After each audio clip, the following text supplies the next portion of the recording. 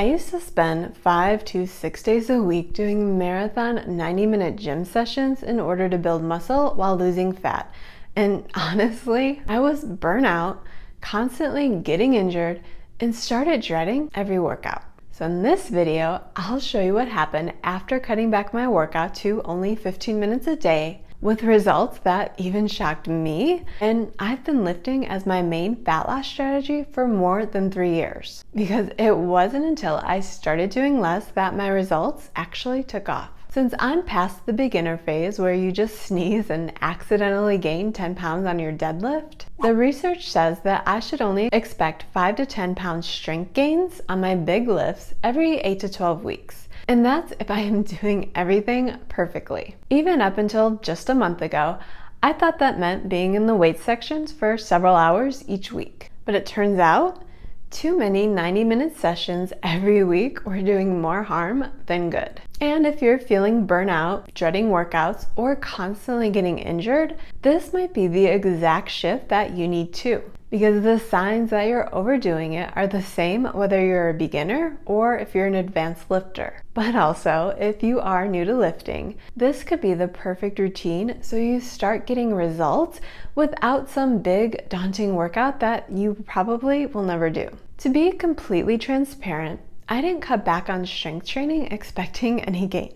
The main reason I shifted my workouts to only 15 minutes of strength training 6 days a week instead of a minimum of 4 90-minute sessions is I was ready to lose fat. After putting on 10 to 12 extra pounds while doing all of the busy mom things the past 6 months, I was ready to lean out by working my way back to 150 pounds. But what actually happened completely changed how I think about strength training forever. Here's what I committed to as my fat loss muscle maintenance strategy. 15 minutes of strength training 6 days a week for 30 days. Since my main goal was to lose fat, I used any remaining gym time to get in some extra movement. I didn't go into my plan with any complicated workouts. I stuck to the basic compound movements that actually make a difference. Things like box squats, deadlifts, bench press, rows, pull-ups, and dips, which is what actually works. Not those complicated exercises that look good on Instagram but usually come with zero results. I also focused on a few easier posture-specific exercises a few days each week, since that's my biggest pain point, and it's something that I've been working to improve for years. But before you muster up all of your gumption and get under the squat rack, we need to chat. Wait, muster up your gumption? Does that even mean anything? Or does it make me sound like I'm 100 years old? Well, either way, just because I'm box squatting and deadlifting a loaded bar, that doesn't mean that's what you should do to get results. Because even though I started exactly where you are, it took me 3 years to get here. So while you're watching my 15-minute routine, don't think that you need to copy my exact workout or else you're wasting your time. Start with bodyweight versions of these moves or dumbbells that feel challenging and work your way up to the loaded barbell over time. If you're a beginner, start with only 3 to 4 days a week for 10 to 15 minutes. If you're intermediate like me, challenge yourself and go for 5 or 6 days. The key is consistency over intensity. So pick a frequency that you know you can stick with. Even with my main goal being fat loss, my gym focus is always to lift as heavy as I can with good form while progressing a little bit every week, which sometimes means an extra rep in my set, or it could mean adding another 2.5 pounds to the bar. I went into day 1 at the squat rack for shoulder presses and bent over rows. Since shoulder presses ain't easy, I did 1 set with just the bar, followed by 1 set of 10 at 50 pounds, which is just adding a mini 2.5 pound plate to each side, and then I did another set of 8 at the same weight.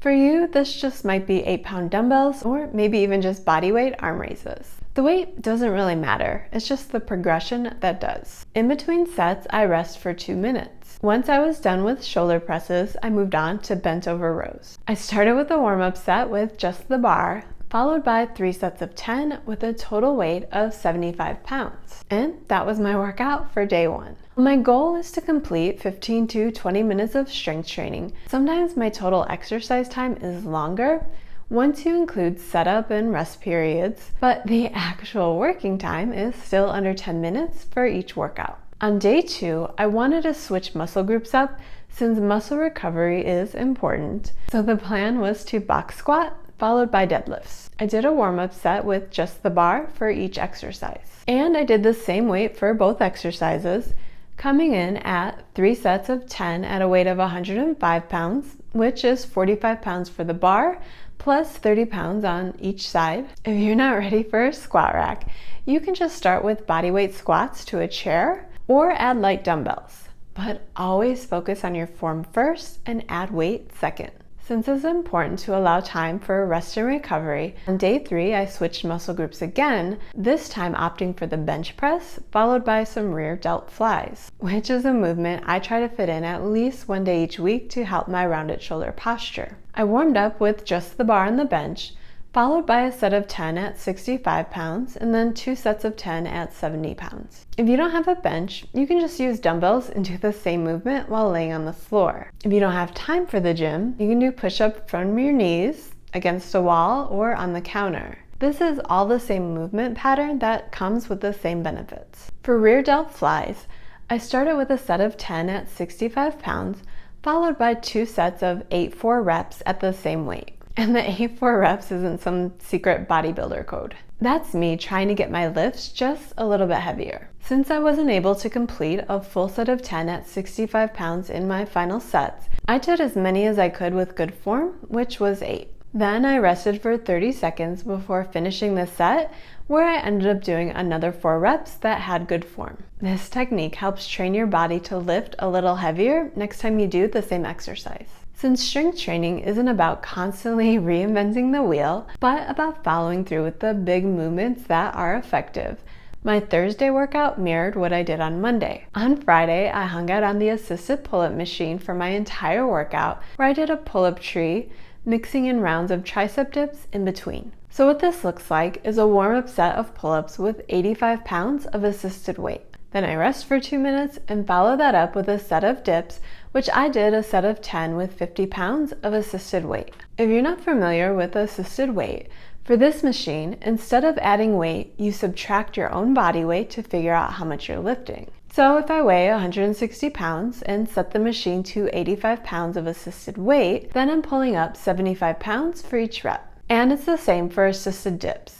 Taking that same weight of 160 pounds and subtracting the 50 pounds of assisted help, I'm dipping 110 pounds for each rep. Even though for my other workouts I concentrate on one movement at a time, I find myself alternating in between movements for this particular workout. So this time around I did a pull-up tree, and I'll add how many sets I did right here so I don't have to list it all out. For dips, I did 2 sets of 10 at 50 pounds, and for my third set, I was able to pull out 1 extra rep for a set of 11. For my final workout this week, I did more correctional posture exercises, where I did 3 sets of 10 seated rows at 70 pounds, followed by 3 sets of 10 side delt raises at only 10 pounds. While every workout wasn't exactly the same, since some days I have more energy than others, this is the basic pattern I followed for the entire 30 days, where I focused on compound lifts and correctional exercises for 15 to 20 minutes every day, 6 days a week. Whenever I felt like I could, I added another rep or more weight to the bar to help me level up. Because even though my main goal is fat loss,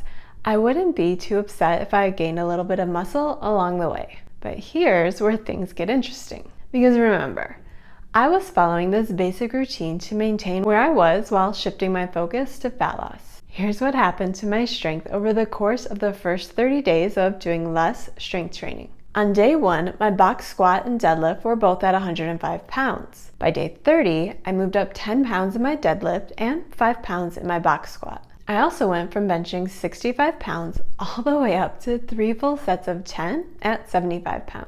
My bent over rows moved up from 75 pounds to 3 full sets at 80 pounds, and shoulder presses only slightly increased with just a few extra reps at 50 pounds, because those things are freaking hard. When I looked at dips and pull-ups, that's actually where I made the biggest gains, going from 3 full sets of assisted dips at 50 pounds to only needing 35 pounds of assistance. Not only did I level up by decreasing assisted weight by 15 pounds, but I'm getting really close to dipping my own body weight, which is something that I never thought I'd be able to do. Yet, here I am at 45, making my way there. For pull-ups, I went from completing my last set of 65 pounds of assisted weight to making it through an entire set with only 55 pounds of assistance, which means I leveled up 10 pounds. If none of that seems like a big deal, remember, as an advanced lifter, I should be gaining only 5 to 10 pounds in my lifts every 2 to 3 months. Previously, I would have assumed that meant being in the gym 4 to 5 days a week doing 90+ minute sessions. But I gained between 5 to 15 pounds on my big lifts in only 30 days, while putting in a fraction of the time at the gym. And this happened while also losing 5 pounds of fat, which means I made these gains in a calorie deficit, which also isn't easy. So when we look at this at a high level, I made more progress in 30 days than I should have made in 3 months of proper training in only 15 to 20 minutes a day. It's important to note that your results will look different, and that is perfectly normal.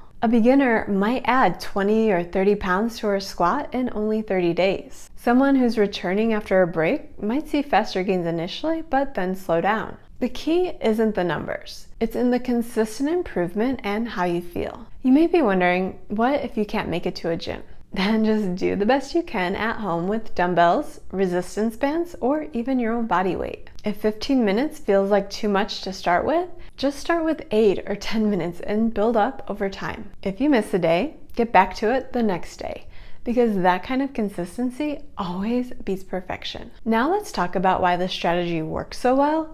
Even though it seems like magic, I promise it's not. First, higher training frequency means I'm practicing these movement patterns every day instead of trying to remember what I did 3 days ago. But I don't really believe that that's where the magic is. One reason these shorter sessions worked is I had better recovery, since committing to only 15 minutes doesn't wear me out. I'm in the gym for a focused 15 to 20 minutes and then I'm done. But also, since I am only training for a short time, I can lift heavier with most of these exercises because I'm not maxed out once I finally make it to the pull-up machine after I already spent 45 minutes squatting, rowing, and pressing. And it's easy to stay consistent with a shorter routine each day since it never really feels overwhelming and it's just something that I can naturally fit into my morning routine. So if strength training is something that you've been thinking about adding to your routine, but the thought of long gym sessions is too overwhelming, this proves that showing up for just a little every day works just as well as bigger, more overwhelming workouts a few times each week. Or in my case, it works even better. Even though it's been ingrained in all of us that more is always better and that you need to suffer for hours every day to get results, my deadlift going from 105 to 150 pounds in less than 30 days would like to have a word with that theory. If this video got you fired up and ready to hit the gym, but you still want to understand how this routine can help you completely rebuild your metabolism in only 15 minutes a day, watch this video next. I show you how I went from gaining weight on 1,500 calories to maintaining the body that I have always dreamed about on a diet of 2,400 calories a day.